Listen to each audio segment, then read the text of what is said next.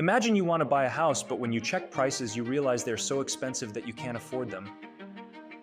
This is happening in many places in the United States. 70% of people between 23 and 40 years old who want to buy a house say they can't afford it. In the United Kingdom, the situation is even worse. Housing affordability is at its worst point since the 19th century. In just 2 generations, house prices have risen much faster than people's earnings. Prices have doubled in relation to inflation, while salaries have lagged behind. Additionally, banks are charging higher interest rates when people apply for a mortgage. Mortgage rates have risen to 6.7%, making it even more challenging for ordinary people to buy a house. If you can't buy a house, you have to rent. However, rents are also very high. An average increase of over 8% is expected this year, and in large cities, it's even worse. For example, in San Francisco, you can now pay $1,200 per month just for a bed in a shared room. In London, you might pay £500 per month for a cupboard under the stairs. But why is all this happening? Well, there are many reasons, but one of them is that some very large companies are buying almost all the houses. These companies are called Vanguard, Blackstone, and BlackRock. Together, they have bought $60 billion worth of houses. These companies have a lot of money because they manage their clients' money and can afford to pay more than ordinary people. They decide where to invest that money to make more profits, and one of the things they are investing in is the real estate market. When a house is put up for sale, these companies can offer up to 50% more than the sale price just hours after the houses are listed. This makes it very difficult for ordinary people to compete with them. In 2022, almost 1/5 of the houses sold were bought by these companies instead of families in need of a place to live. Before the 2008 crisis, when construction was booming, they only bought 8%. This is making it very difficult for ordinary people to buy or rent a house at a reasonable price. When you add all the things that are rising in price, like food and transportation, you can see why many people are having trouble making ends meet. But not everything is bad. There are people and organizations working to find solutions to this problem. For example, there are groups building affordable housing for low-income individuals. There are also government programs that help people pay rent or buy a house. Additionally, there are inspiring stories of people finding creative ways to face this challenge. For instance, families have decided to share a large house with others to afford rent or a mortgage. Some people have chosen to live in mobile homes or small houses to reduce their expenses. In the 2008 crisis, things were very different. Large Wall Street companies didn't buy houses directly. Instead, they invested their money in mortgage-backed securities. These are financial products that generated profits when people paid their mortgages. However, everything changed when the housing market collapsed, causing a global financial crisis. Banks had invested so much money in the housing market that when prices fell, it was a disaster. Some very large banks like Lehman Brothers went bankrupt. Governments had to spend billions of dollars to bail out banks and prevent the crisis from worsening. It was a very difficult time for many people. Many families lost their homes because they couldn't pay their mortgages. House prices kept falling, and the economy was in very bad shape. It was the worst day on Wall Street since the 1987 crash, but some companies saw an opportunity in the midst of all this. For example, a company called BlackRock was hired by the US government to help manage the money and assets left after the crisis. With this money and the connections they made, BlackRock became a very large and powerful company. Other companies decided to do something different. Instead of investing in mortgage-backed securities, they decided to buy houses directly. Many cheap houses were available because many people couldn't pay their mortgages and were losing their homes. The government even gave these companies exclusive access to many foreclosed houses that were sold for very little money, sometimes as low as $50,000 or $60,000. But most ranged from $100,000 to $150,000. However, years later, it turned out to be a big mistake. Many of the houses that were sold were in very bad condition and needed a lot of repairs before anyone could live in them. The plan was for the companies to fix them and then rent them to needy families. Over time, these families could save money and buy the house. But the problem was that the government trusted these companies not to abuse the system, and that was a mistake. Once they were allowed to buy foreclosed houses, they started investing billions of dollars in them. In just 6 years, they invested $36 billion and bought more than 200,000 houses. This created a new financial industry.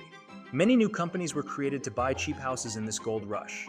The biggest one was a company called Invitation Homes, which had more than 80,000 houses. This company was bought by Blackstone, a giant company with almost $1 trillion in assets. These companies made a lot of money with these houses. Tenants paid the mortgage cost, and when house prices started to rise again due to a rebound in the market, these companies made even more money. They could also use the houses as collateral to get loans and have more money to invest in whatever they wanted. But there was a problem for the people renting these houses. These companies were very bad landlords, and there was no personal relationship between the landlord and the tenant. Instead of dealing with the landlord, they had to deal with giant companies. When these companies bought the houses, they only did the minimum necessary repairs. They didn't care about long-term issues. When the market stabilized and they stopped making as much money, they started looking for ways to cut costs. They laid off employees, increased rents, and put more responsibilities on tenants. For example, in a house in Liverpool, tenants received new contracts with additional conditions. If they didn't sign these contracts, the company threatened to evict them. This caused a lot of stress and concern for tenants who didn't know what to do. All of this was a significant change. Houses used to be owned by regular people, but now many houses were owned by giant, multi-billion-dollar Wall Street companies. These companies only cared about making money, and they didn't care about the well-being of the tenants. However, the real value of these houses didn't just come from the rent tenants paid. It also came from the fact that these houses had become financial assets. Companies could use them to influence the real estate market and make even more money. For example, if a company bought many houses in a city, it could raise rental prices. Then, years later, it could sell the houses at a higher price and make a significant profit. This happened in Phoenix in 2012, where these companies bought 36% of all houses for sale. This caused prices to rise by 34% in just a few months. Imagine being an ordinary person who wants to buy a house in Phoenix at that time.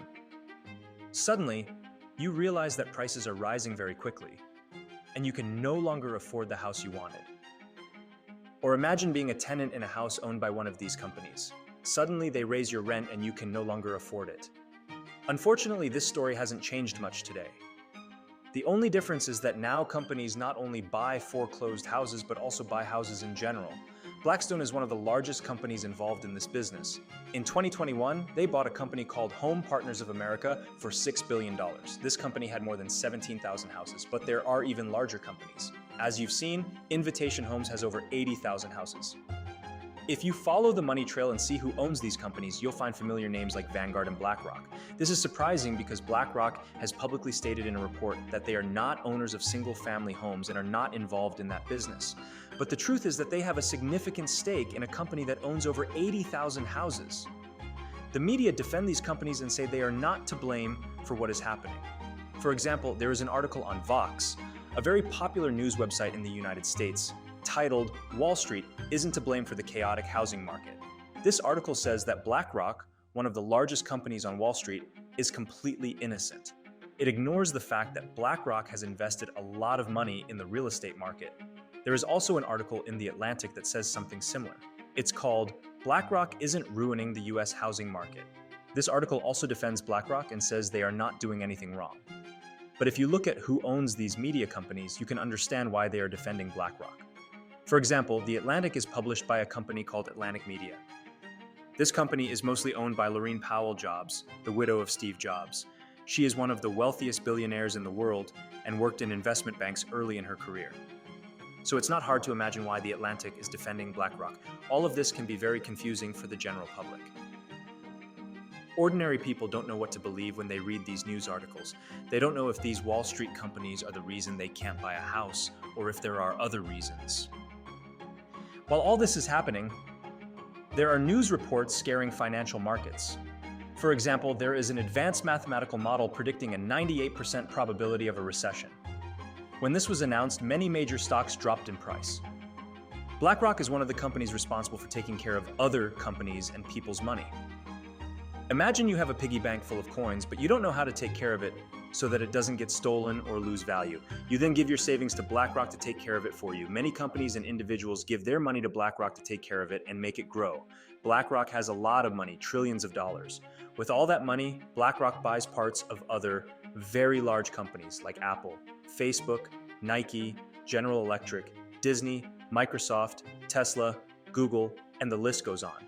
But having so much control can be a problem.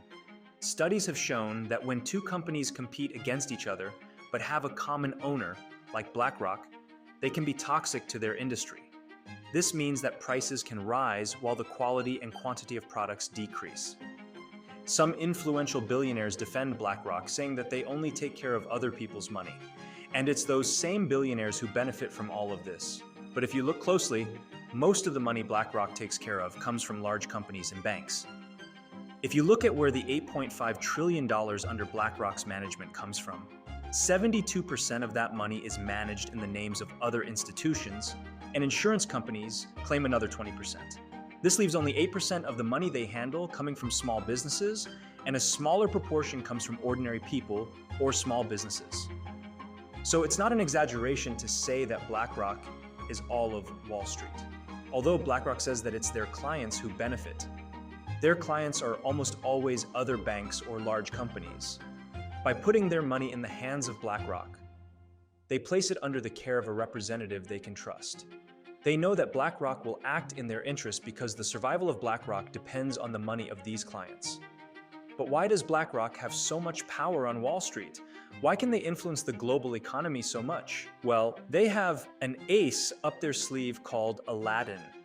Aladdin is software created by BlackRock in 1998 that gives them an edge over the competition. Initially, it was a primitive program designed to predict the future of stock markets and identify which investments are most likely to be profitable. But after 25 years of tweaks, improvements, and technological progress, it has become an absolute monster, representing the pinnacle of artificial intelligence and algorithmic technology. Through the study of countless terabytes of data, Aladdin's main goal is to read the future. Its predictions and financial assessments are actually terrifyingly accurate. In fact, it's so precise that in the course of 2020, Aladdin was entrusted to manage over $21 trillion. Major banks are benefiting immensely from this technology every time someone uses it. BlackRock makes money because they charge fees for every cent Aladdin handles. But what Aladdin truly represents is the technocrat's ideal of controlling risk in the future. Every line of code in Aladdin is aligned toward the ultimate goal of preventing and avoiding risk through the analysis of the past. This can keep the system running forever. This is another reason why the wolves in the financial world are so enamored with Aladdin. Their job is to keep the system that made them rich completely intact. Therefore, any money they put into Aladdin only enhances this cause. It's a positive feedback loop, and it's growing exponentially. For example, in 2013, Aladdin controlled 7% of the world's financial assets.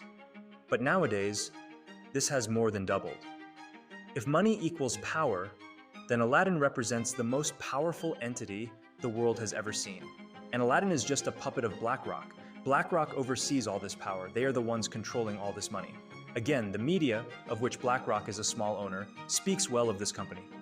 It's clear, how are you going to speak ill of one of your bosses? Although technically, the money isn't BlackRock's, they have a lot of control over how it's used. It's like having a piggy bank full of coins, but someone else decides how to spend them.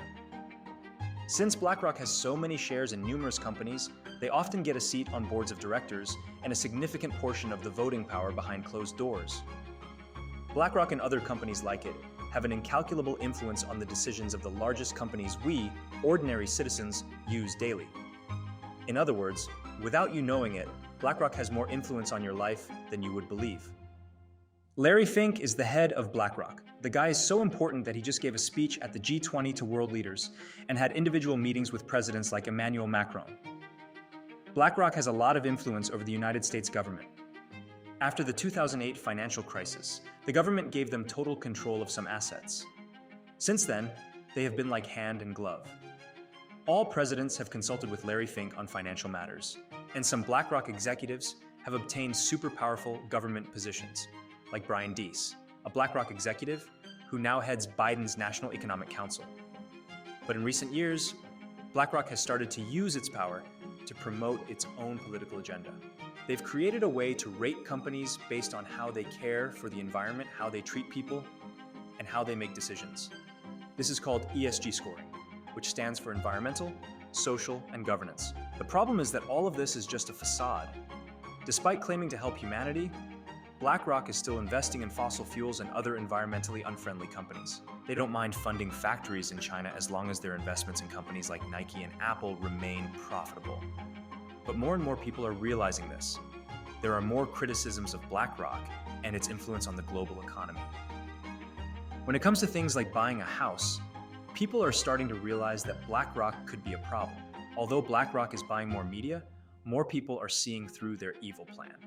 But as a significant part of BlackRock's business is based on avoiding risks and disasters, they are likely to remain an important company for a long time. Thanks for watching, guys. I hope you enjoyed the video. Please leave a comment. Also, please consider liking and subscribing. I would really appreciate it. Thanks.